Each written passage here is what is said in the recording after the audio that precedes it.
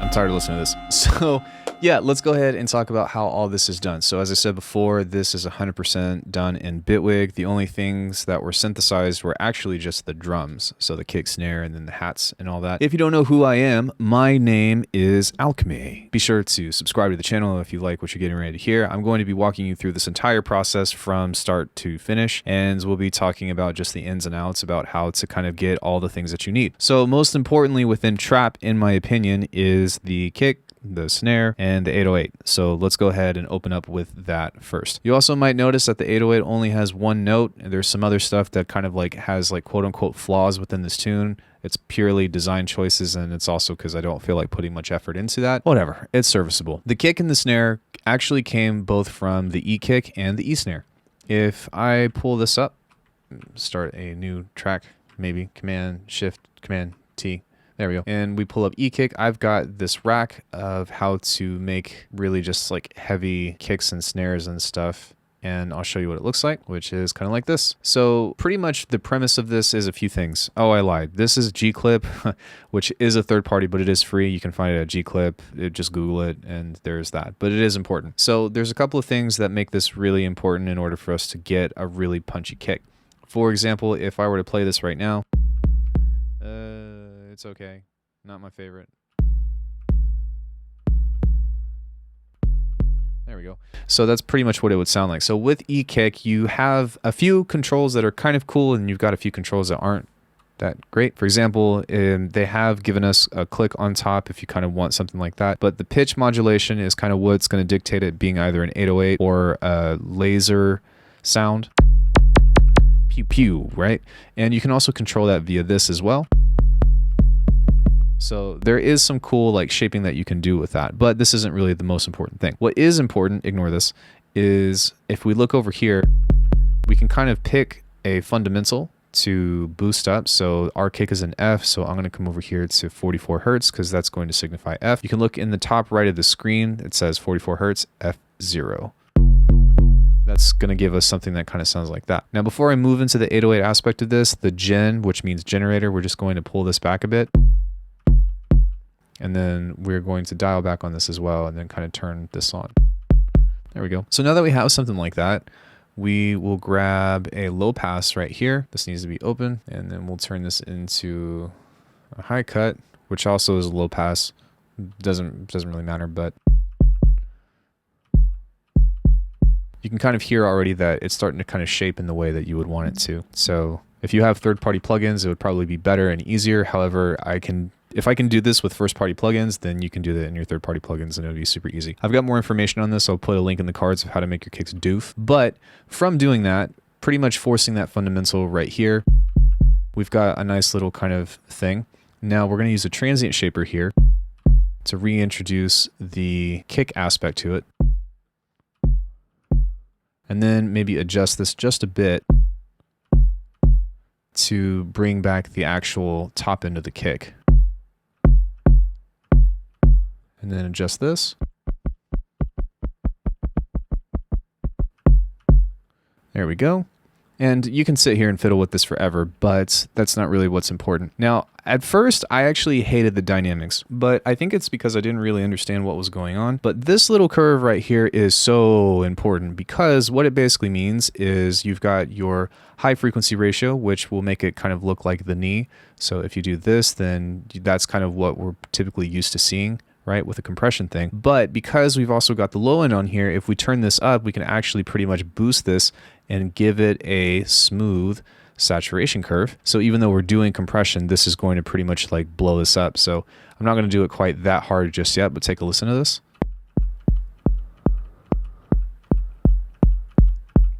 Cool. Now let's bring the ratio downward this way. And now we're going to create this line, noise. And kind of by flipping it from going downwards to upwards, we've kind of allowed ourselves to have like a much different kind of kick, yeah? So finally what we'll do is we'll come on over here and then we'll just clip it. Then maybe just adjust this just a little bit to where... See, you can see here that we've got a little bit of headroom here, so we can grab the input and push it up a bit. And now we've got ourselves kind of a knocky kick just with that. Okay, so I know that's not the most perfect kick in the world. However, it did help me get to this right here. So all you have to do is grab this, bounce it out, and then pretty much just use that as a printed kick. Now, I don't have that rack anymore from what I actually made that, but I do have the snare, which is kind of the same process. So if we go on over here and we take a look at what this is, then it's pretty much the same thing. And if we actually turn everything off and we play one of these, it's going to sound like this.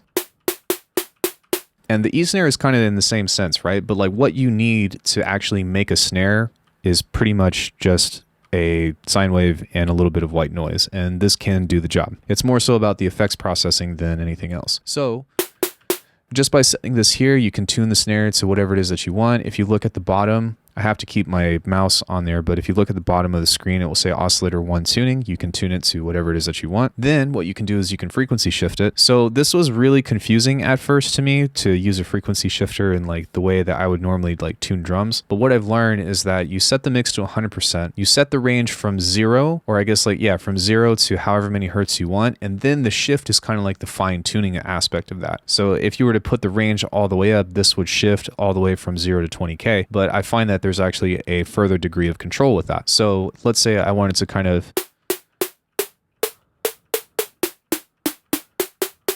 see, I can kind of use that nice shift to kind of tune the drum in the way that I want. Just like the kick, we've gone over here and we've boosted that fundamental and kind of given just a slight boost here as well. And then we've duplicated that, so you'll see that this is pretty much the same thing, just to give us a little bit more of that fundamental sine tone there. Transient control is going to give us just a little bit more punch. So you turn the gain up and you turn the gain down on the sustain. And now it's a little bit snappier. And now we blow it up with the same thing. So we've made our upwards curve in this way. And this is going to allow us to smack this. So I'm going to turn the limiter on just in case. Now it sounds just like a wash. And then we go to the dynamics again here and do the same thing. And then we turn the clipping on, which looks like this. So turn the clipping down all the way, 0 softness, and we've got ourselves a nice smack. And that is exactly the same as this one here. So if we take a listen, the only difference is the pitch, rather. So once you have yourself a nice, easy kick and snare that's like mad heavy,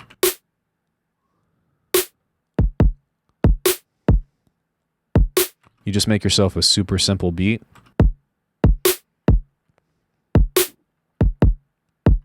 And trap is really easy because you don't have to worry about swing or anything, so you can kind of just leave it where it is. But once you have that, I moved on toward the 808s, which is up here. And this little guy is actually a kick. And I tried to do some clever stuff, and it didn't work out in the way that I wanted it to, just because the tune range, it doesn't go as far as I wanted it to. So you actually don't need this.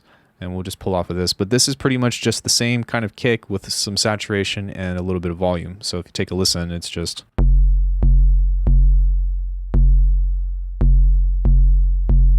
And that's why it's only one octave, or sorry, that's why it's only one note, because the tuning aspect didn't work. But you can easily just grab like an FM4 or a polysynth or anything that will allow you to generate a sine wave and then play notes with that.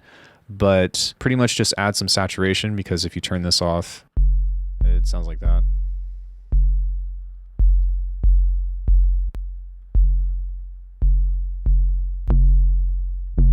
So the saturator here is the kind of like the compressor that we were just looking at. The left side is the quiet parts of the sound, and the right side is the loud parts of the sound, hosted by Q and L. So I've moved the quiet parts to recognize like on a louder essence, and so that's why it's giving it that nice saturation curve. Now, the only thing that I have trouble with on this in particular is that there's no ADSR controls on the E-kick, and that's kind of annoying. There's the pitch mod, but there's no actual ADSR, and so you still get that kind of like knocking sound whenever this plays over the kick. Now you can fix that with sidechaining, which I'll go over briefly, but it's, you know what I mean, in an ideal world, it's whatever, but I just wanted to do it with Bitwig stuff, so there you go. Anyways, grab a tool, and we're not going to do this with compression because I don't think that compression is actually, I just don't like sidechaining with compression. That's for another video. But what you do is you grab a modulator, and you set this on the tool for the gain, and then you just set it to the group 2, which will be the kick and the snare. So everything goes, or everything is being sidechained by the kick and the snare, and this is a group on its own. So if we go right here and we go fundamentals, I think is a good way to call it that. And then that way, whenever you take a look at this, you'll see that this is being sidechained by those fundamentals. Doing volume automation is a much cleaner way. So let's just leave it at that. Yeah, cool. So the next aspect of this are the hats. And the hats are pretty much the same, just with different settings. So if you take a listen to this.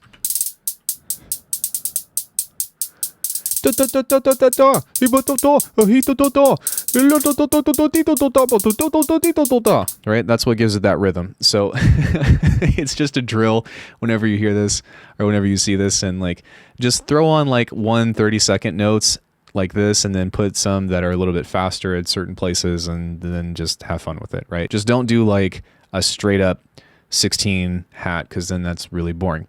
To also make this a little bit more interesting, if you were to highlight all of these like so, you go like this, and then you go to velocity, you can actually pull the chaos up, and that will randomize them. So I'm not going to do it again because I actually like the way that those sound, but that will save you the time of having to edit the velocity of each of these, and I think that it works fine. It's not like the most realistic, but it doesn't need to be. It's trap, dude. It's trap. And trap is crap. No, I'm just kidding. So if we actually take a look at what's going on here, we're using the E hat on this, and let me turn these off. And these are kind of just the settings from here. So this is the attack and decay, and if it has a longer attack, then it would be more of kind of like a shaker aspect. And that's actually one thing I really like about the E hat. You also have a comb effect and then a little bit of FM, and so you can kind of just mess with these here to get the one that you want. These are the settings. I just mess around until it sounds good. And that's what that sounds like on its own. We're going to add some saturation to it. This is going to be a little bit more subtle. See, the curve is a lot more gentle, which sounds like that. Oh no, I have a Pro Q. Just use a regular EQ5 and do this. I broke the rules. No, it's fine. So this is kind of just rolling off here, and then I'm making it not so bright.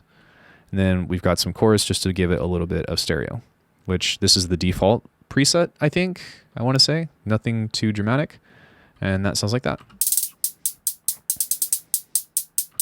Cool. This one is kind of like a ride. So if you listen to this, the only difference is I've turned the decay up, and then I've kind of messed with the timbre just a little bit, but you can see that the processing behind all this is exactly the same. And then if we go over here to the last one here, you'll see that it's the same thing, just a little bit different with some of the settings. And I've added a lot of attack so that way it doesn't get in the way of the actual hi-hat. And then this one is actually, I think, a little bit wider, I want to say. And the reason why is because I want the hi-hat to be focused right here whenever this is playing, and this just kind of gives it a nice little layer.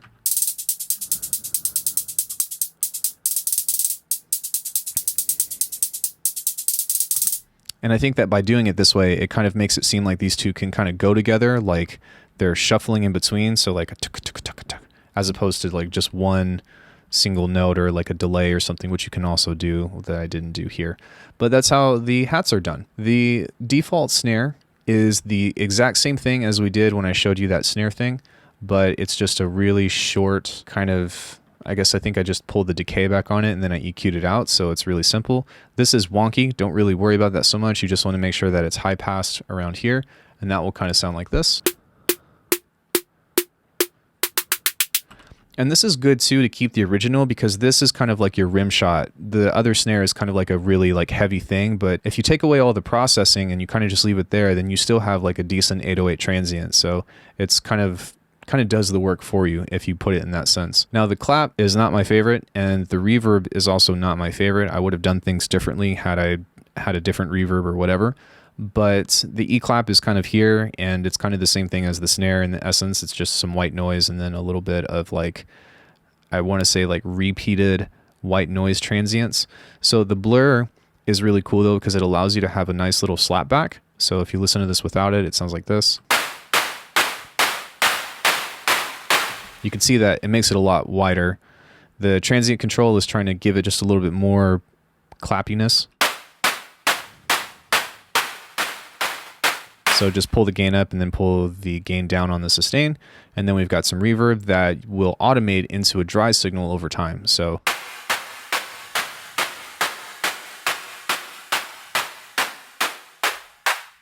and then you can hear that there's a high pass filter that kind of goes over that in general. So that's pretty much it for the percussive aspects of this. Let's go ahead and talk about this cute little thing. Hey, hey. Sound familiar? Yeah, so you pretty much just record that out. And what you can do to kind of give it some nice, like, I guess like layers without actually having to layer it because I'm lazy, is you add a pitch shifter. But yeah, that's me, lol. If you add a pitch shifter and you set the mix to, I guess, 50% or so, and you can do multiple layers with this and even group this, but having it at this setting will kind of give it kind of like that group setting or that group chant. And then it's just a matter of making it stereo and adding just a little bit of that same slapback trick that we did before. It's out of time, but it doesn't seem out of time when it's by itself. So that's how that one goes.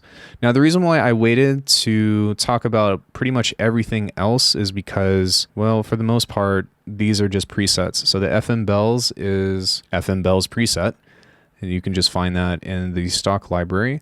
The Alice and Big Ben thing is another preset, Big Ben ARP, that you can just type in. Didn't do anything different other than some EQ, which is just taking out some of the low end. And the only other thing that I actually did, this space choir is also part of a preset as well, but I did a little bit of processing to this one. So it's a filter that's kind of letting it go like that. There's some chorus that's happening here with some delay.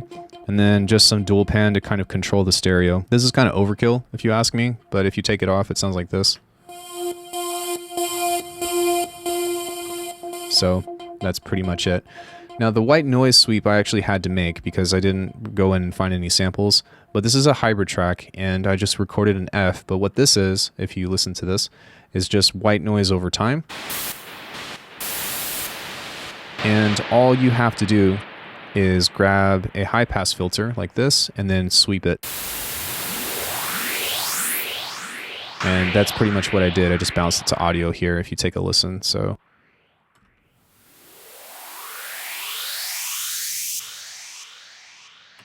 you add some reverb, add a little bit of delay, and that's an easy transitional sound. And that's pretty much all you have to do for that. So the last sound that we're going to cover is just a really easy Reese, and I just grabbed an FM4, and it sounds like this. Yeah, yeah. And what this is just turn the feedback on oscillator 1 up to 62. So it's got kind of a saw shape in this way. And then to make it sound the way that it does, you need to go to the voice stacking spread, and then spread that along the pitch at like 0.38 cents in that way. And then I've added just a little bit of reverb on top of that. I don't really care so much about what is happening on the low end because I'm not using this as sub, which I'm kind of controlling with the band pass. So if this were by itself, then we would have sub. which does sound big, but it's not really useful because the 808 is taking so much energy, right? So this is just kind of like a mid synth that we can use to kind of give a little bit more interest. And then this EQ here is kind of just taking some of that low stuff out. But altogether, once you have something like that, then everything comes together in a way that sounds kind of like that.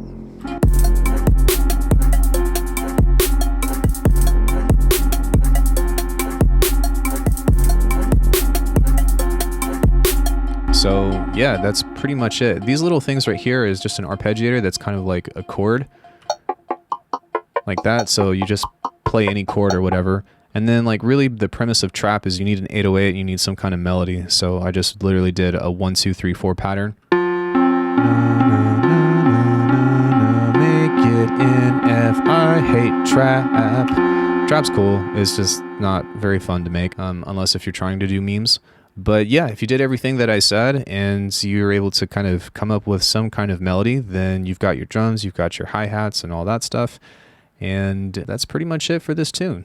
Yeah, I hope you guys enjoyed that. Be sure to like and subscribe. If you want to know how to do more complicated stuff, then check out my YouTube channel, because that's what I enjoy doing. It's not to say that trap is bad, and it's great especially if you're a beginner, but I just don't have a lot of fun doing it because, yeah, I don't know. It's just not my taste. I would rather be doing like boom bap or something. But with that being said, if this is what you're into, then hopefully you found some tricks that were useful to you. And that's pretty much it. I'll see you guys in the next one.